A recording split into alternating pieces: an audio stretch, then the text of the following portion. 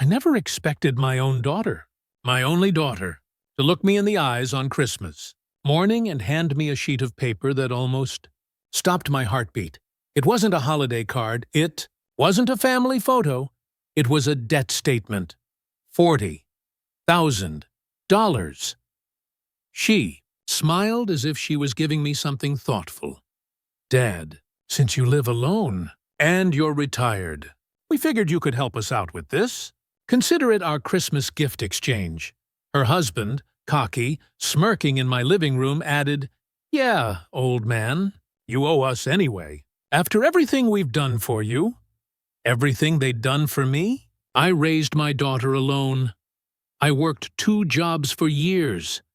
I paid for their wedding when her husband's parents refused. And now they stood there, handing me their debt, like it was my responsibility." My hands shook. My voice trembled, but I didn't shout. I didn't cry. I simply said, "All right, if that's how you want it, leave this paper here." They smiled, thinking they had won, but they didn't know. That was the moment I decided they would never get a single dollar from me. And when they came back later to collect, they would regret ever treating me like a burden. I wasn't always alone. There was a time when my house was full of laughter, warm meals, and the sound of my daughter running down the hallway.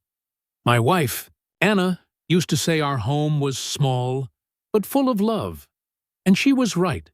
But life has a cruel way of taking what you cherish most. When Emily was 10, my wife got sick. One day she was laughing at the kitchen sink, humming to music. And a few months later, I was holding her hand in a hospital room, saying goodbye. After that, everything changed. I became both mother and father overnight. I learned how to braid hair. Even though my fingers were clumsy, I got up before dawn every morning to make breakfast and pack lunches. Took on night shifts and weekend work to make sure Emily had what she needed. There were nights when I'd sit alone at the table eating cold leftovers, just so Emily could have hot meals and new notebooks for school. I never complained. I never wanted her to feel the weight of our struggles. I remember how she'd fall asleep on the couch watching movies, and I'd carry her to bed, even when my back ached so badly I could barely stand. I remember her first school play. She forgot her lines and cried. I rushed backstage and told her, "Failing is okay. Trying again is courage." She laughed, sniffled, and went back out there. She was my whole world. I didn't date. I didn't travel. I didn't buy new clothes or hobbies.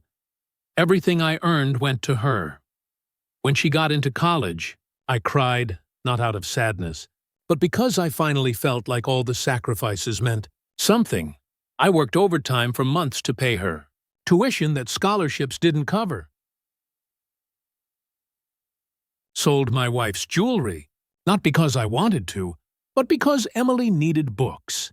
And when she fell in love with that young man, Oliver, I stayed quiet about the uneasy feeling in my gut, because parents don't want to be barriers to happiness. We want to be bridges. I paid for most of their wedding, not because I had to, but because I wanted her to have a day she would remember with joy. I remember watching her dance in her wedding dress, smiling under the lights, and I thought to myself, I did it. I raised her well. She will be happy.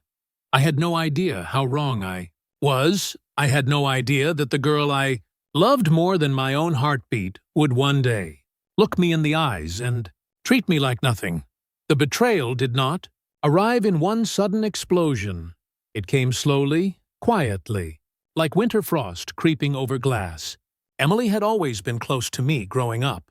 We used to talk about everything, from her school crushes to her dreams of becoming a teacher. After she married Oliver, things began shifting. At first, it was small and subtle.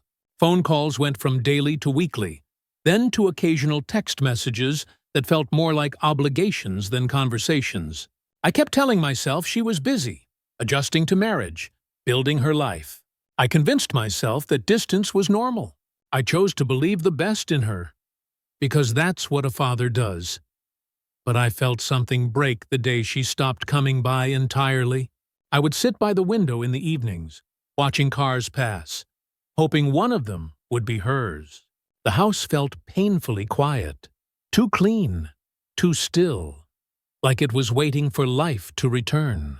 I kept decorating for Christmas the way I always had. I put up the old artificial tree, the one she and her mother used to fuss over together. Every ornament I hung carried a memory. Her third-grade paper snowman, the wooden star she painted with Anna before she passed, the tiny bell she used to ring to get my attention when she was little. I decorated not for myself, but for the hope that she might walk through the door and remember where she came from. When she finally did visit on Christmas Day, I felt a spark of the old warmth in my chest. I had cooked her favorite beef stew, the one she always said tastes like home. But she didn't even take off her coat. She didn't look at the tree or the photos on the wall. She didn't ask how I was. She walked in with Oliver behind her, his hands shoved in his pockets like he was doing me a favor by being there. Emily didn't sit. She just placed an envelope on the kitchen table as if she were dropping off mail. Her voice was cold, emotionless. "Dad, we came because we need your help. We're dealing with some debt issues, and we figured you could take this on. You don't have many expenses anyway."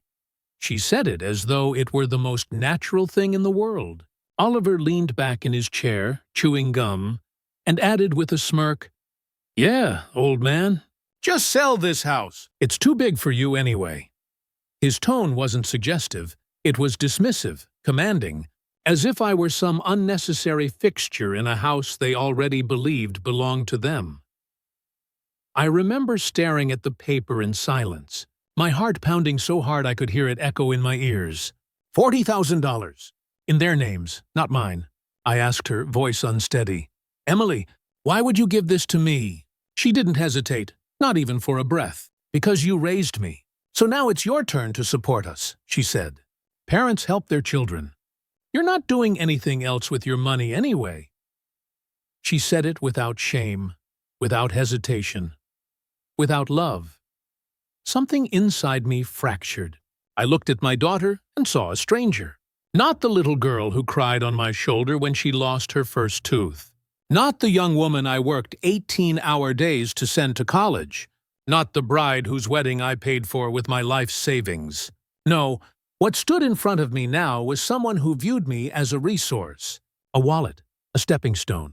And the man beside her was the one who taught her to look at me that way. When I didn't respond immediately, Oliver leaned in close enough for me to smell his cologne and whispered, "Don't make this harder than it needs to be." Emily nodded, her arms crossed, posture rigid, waiting for me to submit, to hand over the last thing I had left, the home her mother and I built with love and grieving hands. In that moment, the shock faded. The hurt settled deep in my bones, but beneath it, something else rose, slow, firm, cold. Not loud anger, not shouting rage, something quieter, stronger, resolve. That was the moment I realized they believed I was weak, and that was the moment I decided they would learn exactly who they were dealing with. That day I decided enough didn't arrive with drama. It arrived as a quiet, cold clarity that settled behind my eyes and warmed into something dangerous. I sat at the kitchen table after they left, the envelope still lying where Emily had dropped it, and watched the steam from my untouched tea curl into the air like a question I couldn't answer. My hands were steady now, which surprised me. Earlier, they had trembled so badly I could barely hold a fork. I used to think grief was the loudest thing inside me. That day, I learned grief could be the raw material for resolve. I thought about the years, the late-night shifts, the innumerable small denials I swallowed so she wouldn't know what we couldn't afford. I remembered holding Anna's hand in that bright, sterile room while the machines sounded like a language I couldn't translate. I remembered carrying Emily across the threshold because she'd fallen asleep on the couch watching cartoons. I remembered selling my wife's locket to pay for a semester of textbooks and feeling, at the time, that I had been given a gift by being needed. But this was different.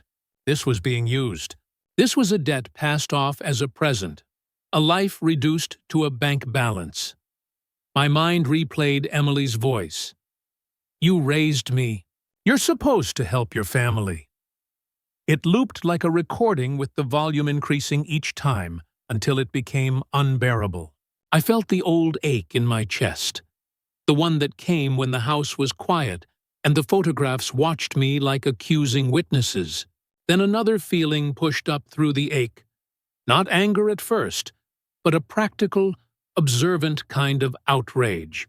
I began to catalog everything they had taken. My time, my trust, my kindness. I cataloged the ways I had bent my life around, her needs and how easily they reduced. That life to utility. I found myself thinking of small betrayals I'd accepted over the years and how each one had been a brick in a wall they built between us. The missed calls I'd never mention. The cancellations I accepted without complaint.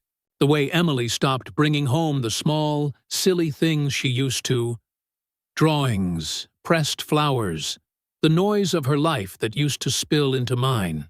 I replayed the morning of the envelope and noticed details I'd missed. The way her smile had been thin, the practiced cadence in her words, the way Oliver's eyes had slid around the room as if measuring potential loot. The more I watched those moments, the less shame I felt for my own loneliness, and the more righteous the coldness became. There was a moment, sitting there with the paper before me, when I imagined signing away every memory in exchange for not having to feel this humiliation. I imagined selling the house, taking a small apartment, and watching them thrive off the bones of my life. The vision made me nauseous. It felt like surrender, a slow erasure of everything Anna and I had built. That nausea turned into a spark. If they thought I would crumble quietly, if they believed my love equaled weakness, then their mistake would be a lesson. My thought process narrowed like a camera lens. Practical questions rose. If I refuse, what will they do? If I resist, how will they retaliate? I realized I had to be smarter than fury. Fury without plan is a flash that burns itself out. I had to be two things at once, patient and implacable. I would not let their greed be the last chapter of my life. I would not allow my history with Anna and Emily to be rewritten by two people who never bled for it. The grief that had softened me for decades became a tempering fire. Where sorrow once made me compliant, it now gave weight to my decisions. I thought of Anna's quiet strength, the way she held our hands through storms, and I promised her silently that I would honor what we created together by protecting it from being plundered. My vows were not loud, they were precise. I would not seek petty retaliation for humiliation. I would dismantle their scheme with facts, with law, with the slow, inexorable machinery of truth. I went through the motions of life that afternoon like a man walking a tightrope, making tea, checking the locks, smiling at the faded photograph on the mantel as if nothing had changed. But inside, an entire plan began to knit itself from necessity. Consult the lawyer friend I had helped years ago, review property documents, quietly gather proof of misdeeds. I pictured courtrooms and paperwork, not shouting matches. I pictured small legal steps that would unmake their entitlement without giving them the satisfaction of spectacle. Every memory of being used became fuel. Every image of Emily's practiced indifference became a stone I would lay in the path that would stop them. I felt the old man within me, tired, yes, but not broken, aligning with a new self, deliberate, patient, and implacable.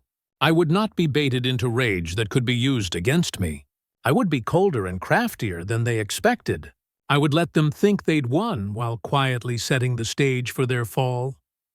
By the time the light outside the window faded and the first winter stars pricked the sky, the decision had settled into my bones like bone-deep certainty. This wasn't about money anymore. It was about dignity, memory, and justice. I would not hand them my life on a platter. I would take back what they stole, not by mirroring their cruelty, but by outlasting it and outsmarting it. I rose from my chair, placed the envelope in a drawer I locked, and whispered to no one and everyone, "I will make them pay, but not with coin. I will make them pay with truth. Enough is enough." I started small and slow. No dramatic calls, no angry confrontations. I needed time, and the kind of patience that comes from years of quiet endurance. First, I locked the envelope with the debt into a drawer and told no one. I wrote down every word they had said that day, exactly as they had said it. Memory can be messy, so I made a log, dates, phrases, little details that could matter later. Next, I reached out to an old friend, Marcus, the lawyer, whose daughter I once helped find a scholarship. I called him under the guise of asking for advice about wills and property. He came by the house twice, asked careful questions, and listened without judgment. We reviewed my deed together, and he explained, in plain terms, what could be done to protect the house. While Marcus handled the legal side, I worked the quieter angles. I visited the bank under the pretense of asking about safe deposit boxes and elderly protections. There, a clerk I had chatted with at holiday drives remembered me and slipped an email address I could use for discreet inquiries. I started collecting paper, old receipts, checks, loan statements, anything indicating money moving in their names. I asked neighbors, gently, whether they had noticed any unusual visitors or contractors at their house. One neighbor mentioned a man hauling boxes at odd hours. I wrote that down. I didn't confront Emily or Oliver. I let them believe the house was mine to give. At night, I read legal manuals and case studies, the kind of paperwork that makes most people's eyes glaze over. I learned how trusts worked and how transfers could be blocked if done under coercion. I quietly spoke to the volunteer at the senior legal aid center where I sometimes helped shelve books. She gave me forms and a checklist. Marcus drafted a protective trust, and we began the paper trail in a way that would not alarm them. I also cultivated a small team of unlikely allies: the bank clerk, my neighbor, and an accountant from the church who handled estate matters. Each of them owed me a kindness or a conversation, and each agreed to keep things confidential. Part of the plan was simple patience, waiting until they took the bait themselves. If Oliver had been careless enough to mix their finances or forge signatures, the evidence would surface when audited. So I filed a quiet alert with the bank's fraud department, framed as a concern for elder coercion. No sirens, no headlines, just a slow, internal investigation that would unspool their shortcuts. I also prepared contingencies. If Emily tried to force a sale, I had paperwork proving my right to refuse. If Oliver attempted to move assets, the bank would freeze questionable transfers while investigating. I kept my public face the same: polite, cooperative, almost defeated. So they would never suspect I was planning. At home, I made copies of every relevant document and stored originals in a safety deposit box Marcus recommended. Now, practiced my responses to their possible pleas and threats, so I wouldn't be baited into saying something dangerous. There was one move I refused to reveal even to Marcus. It was the subtle lever I'd been saving for the moment when patience alone would not suffice. It involved a name they trusted and a truth they had long buried. I let that part of the plan stay in the dark, because brilliance sometimes needs to sleep before it strikes. Every day I fed the plan with tiny, precise actions: a call, a signed form, a dropped question, a neighbor's recollection logged. When people asked if I was all right, I smiled and said I was fine. Inside, I was a craftsman shaping the inevitable. What I would do next would not be loud. It would be legal, surgical, and irreversible. And it would leave them with nothing but the consequences of their choices. I moved like a man who had waited his whole life for a single, perfect hour, slow, patient, and utterly silent. The first twist unfolded in the quietest room of all, the bank's fraud office. I didn't storm in. Marcus and I handed them a tidy packet, copies of the debt notice, the timeline I'd kept, the ledger of payments and suspicious transfers. I watched the investigator's eyes flick over the pages and felt, absurdly, the same pride I'd felt watching Emily graduate. This was craftsmanship, evidence assembled, motive mapped, patience rewarded. The bank placed an immediate freeze on several accounts. A cold little victory, but crucial. Money that might have disappeared was suddenly trapped in a web that Oliver couldn't wriggle out of. Next, the accountant I'd quietly befriended pulled apart their finances like a surgeon. He found loans taken in Emily's name she claimed she never knew about. He found one check that matched a forger's pen stroke. Small, nearly invisible, but damning. I remember the moment the accountant slid the photocopy across the table. My stomach dropped, seeing Emily's signature there, warped and wrong. That was the second twist, the proof that their success depended on lies, and that those lies had fingerprints. When I confronted Emily, I did not yell. I let silence be my weapon. She read the photocopy, and her face went pale in a way that made me ache. For a heartbeat, I saw the little girl who used to worry about monsters under the bed. She stammered explanations, half-truths stitched together into desperate fabric. Oliver tried the old charm, the casual denial, but charm is thin when the paper is thick. I had supplied the paper. I had trapped their narrative in ink. Oliver's first mistake was arrogance. He assumed that threats and bluster would unnerve me. He threatened to take me to court for harassment. He hired a lawyer who sent aggressive letters. That, too, was expected. My countermove was surgical. I asked Marcus to file a formal complaint alleging elder coercion and document fraud, including witness statements from neighbors who'd seen Oliver's late-night deliveries and a contractor who'd been paid in cash for work never done. The more they barked, the deeper the investigators dug.